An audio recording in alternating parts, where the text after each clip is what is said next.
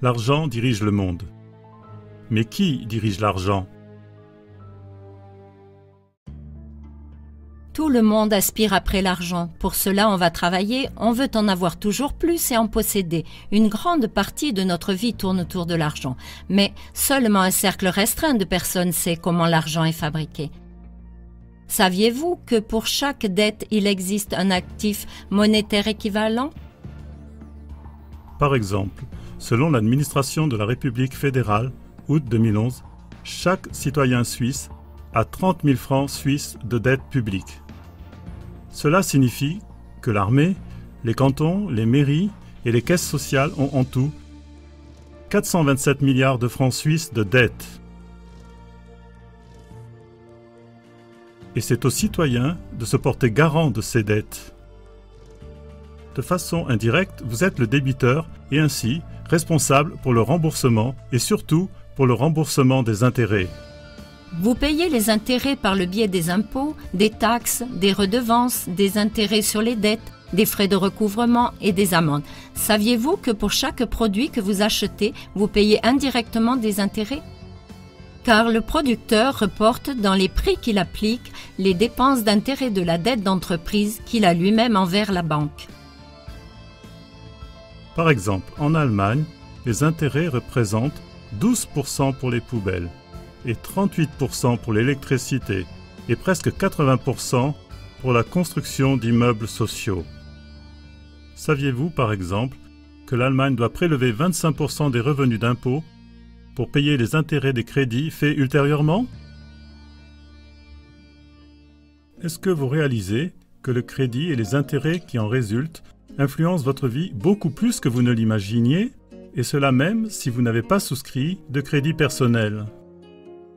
Quelques aspects importants au sujet de l'argent. L'opinion publique dit « Laissez votre argent travailler ». La vérité est que l'argent ne travaille pas. Il n'y a que les hommes et les machines qui savent travailler. L'opinion publique dit « Le pouvoir provient du peuple ». La vérité est que tout pouvoir provient de l'argent.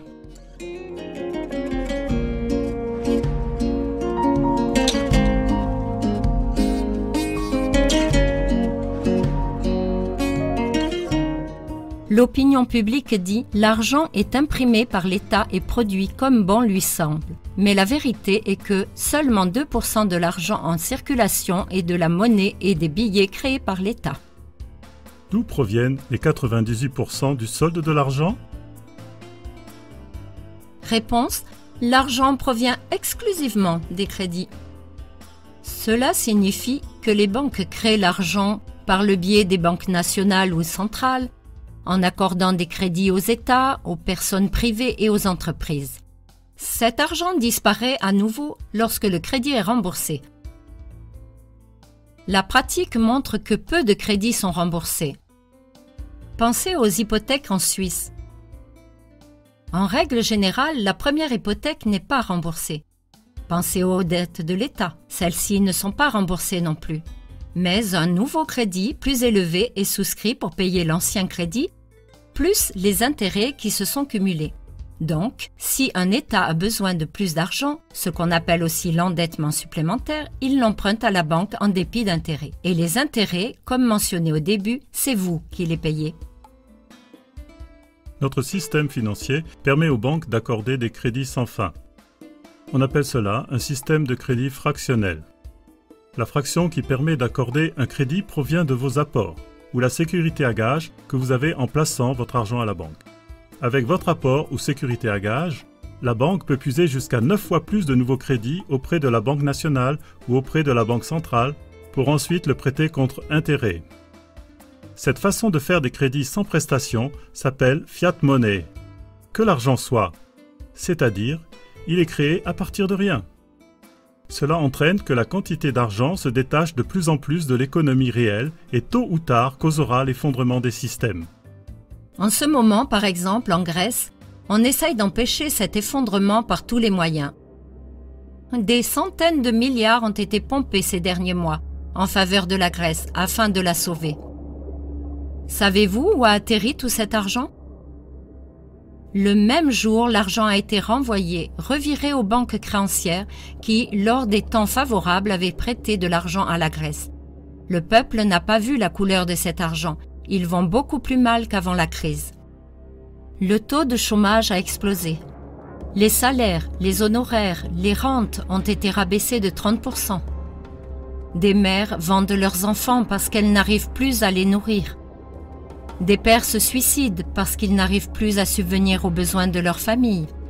Les jeunes gens quittent le pays parce que déjà 50% des jeunes sont sans travail. Plus personne n'a de l'argent pour consommer, bien que des centaines de milliards ont coulé en direction de la Grèce. Cela nous montre que si des nouveaux crédits sont souscrits pour payer les anciens crédits, alors c'est comme si j'éteignais un feu en y jetant de l'essence. Car ainsi, la somme à rembourser augmente encore et la charge de paiement des intérêts devient insupportable pour le peuple. La question se pose. Qui profite de ces immenses remboursements d'intérêts? Saviez-vous qu'un journaliste américain connu, William Dean A. Garner, qui écrit pour le New York Times, a découvert suite à des recherches qui ont duré des années que presque toutes les banques centrales et nationales, également la Banque nationale suisse, sont contrôlées par une seule famille privée? Saviez-vous que la plus grande banque centrale, la Federal Reserve Bank, est une entreprise indépendante et incontrôlable qui appartient à 8 familles privées? Saviez-vous que presque l'intégralité de toutes les réserves d'argent est déposée auprès de ces familles? Saviez-vous qu'une grande partie de tous les paiements d'intérêts mondiaux aboutissent à ces familles? Face à la richesse de ces gens qui installent et destituent des présidents, qui déclenchent des guerres, qui financent des coups d'État en restant toujours à l'arrière-plan, face à eux, le milliardaire Bill Gates apparaît comme quelqu'un qui reçoit l'aumône. Si c'est ainsi, alors qui a essayé de briser la dominante de ces familles régnantes? Un président américain du nom de John F. Kennedy décida d'enlever à la Federal Reserve Bank le droit de créer de l'argent à partir de rien. Il voulait remettre la gestion des crédits à l'État. Il a payé de sa vie cette tentative. Le président Lyndon B. Johnson a annulé ce décret dès son investiture. Il a existé, et il existe encore, des banques centrales ou nationales qui ont refusé de se laisser contrôler par ces familles. À ce sujet, voici un article de la presse libre américaine. Quelques esprits éclairés disent que l'Iran est un des 3 pays restants dont la banque centrale n'est pas sous le contrôle de la famille Rothschild. Avant le 11 septembre 2001, il existait encore 7 banques centrales indépendantes. L'Afghanistan, l'Irak, le Soudan, la Libye, Cuba, la Corée du Nord et l'Iran. En 2003, l'Afghanistan et l'Irak ont été dévorés par la famille Rothschild et en 2011, l'indépendance du Soudan et de la Libye n'était plus qu'une histoire ancienne. À Benghazi, en Libye, pendant que le pays était en guerre, une banque centrale a été établie. Celle-ci se trouve sous le contrôle des Rothschild. D'une manière révélatrice, les États mentionnés avant ont la réputation d'être les forces du mal. Citation de l'ancien président américain George W. Bush. Peut-être qu'à présent, vous pouvez vous expliquer de façon plausible la guerre contre l'Afghanistan, l'Irak et le Soudan. L'invasion de la Libye, ainsi que les préparatifs pour une guerre contre l'Iran. L'histoire se répète. Les mêmes instigateurs, c'est-à-dire les familles citées plus haut, qui ont provoqué la Première et Deuxième Guerre mondiale, sont à nouveau en train de prendre des mesures préventives en préparant la guerre.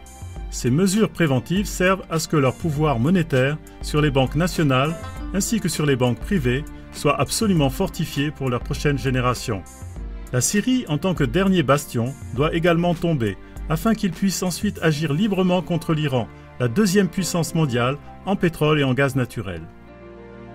Si c'est encore possible d'éviter la 3e guerre mondiale, alors c'est seulement en informant le peuple sur ces liens de cause à effet.